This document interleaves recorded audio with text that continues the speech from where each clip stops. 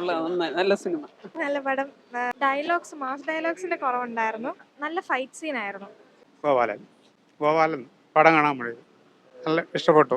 ചോറായി അടിപൊളി. മോഹൻലാൽ നല്ല ചോറ്. മോഹൻലാലിന്റെ ഫോറസ്റ്റിലെ ഫൈറ്റ് സീൻ ഭയങ്കര നൈസായിരുന്നു.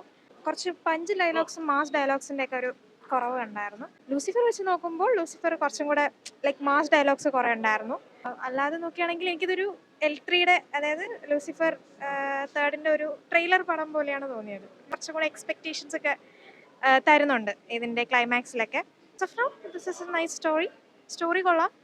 പിന്നെ കുറേ കാര്യങ്ങളൊക്കെ എടുത്ത് പറയുന്നുണ്ട്. നെഗറ്റീവ് എനിക്ക് തോന്നുന്നു ലൈക്ക് നമ്മൾ കുറേയൊക്കെ കഥയിൽ ഡയറക്റ്റായിട്ട് എക്സ്പ്രസ് ചെയ്യുന്നില്ല. ലൈക്ക് ഫിലിമിൽ ഡയറക്റ്റായിട്ട് അവർ പറയാൻ ഉദ്ദേശിക്കുന്ന കാര്യങ്ങൾ പറയുന്നില്ല. അതാ ഞാൻ പറഞ്ഞ ഡയലോഗ്സിൻ്റെ നല്ലൊരു കുറവുണ്ടായിരുന്നു. അതായിരിക്കും ആ നെഗറ്റീവ് കമൻസ് എന്ന് എനിക്ക് തോന്നുന്നു. ബട്ട് അല്ലാത്ത നോക്കുമ്പോൾ ലൈക്ക് നമ്മൾ സ്റ്റോറിയൊക്കെ നമ്മൾ മനസ്സിലാക്കി വരുവാണെങ്കിൽ നല്ലൊരു സ്റ്റോറിയാണ്.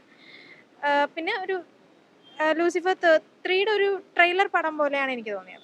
നല്ല പടമാണ് കാണാം. മോഹൻലാൽ ആക്ടിങ് കൊള്ളാം, സ്റ്റോറിയും കൊള്ളാം. ഇല്ല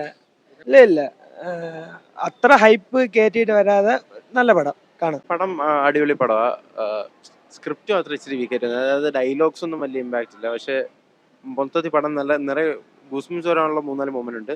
ഈ എബ്രഹാം ക്യൂറേഷ് എന്ന് പറയുന്ന ക്യാരക്ടറെ കാട്ടി സ്റ്റീഫൻ നെടുമ്പള്ളി ആയിട്ട് വരുമ്പോൾ ഭയങ്കര ഇമ്പാക്റ്റ് ഉണ്ട്. സോ കണ്ടിരിക്കുന്നവർക്കായാലും മൊത്തത്തിൽ നല്ല ഇമ്പാക്റ്റ് ഉണ്ട്.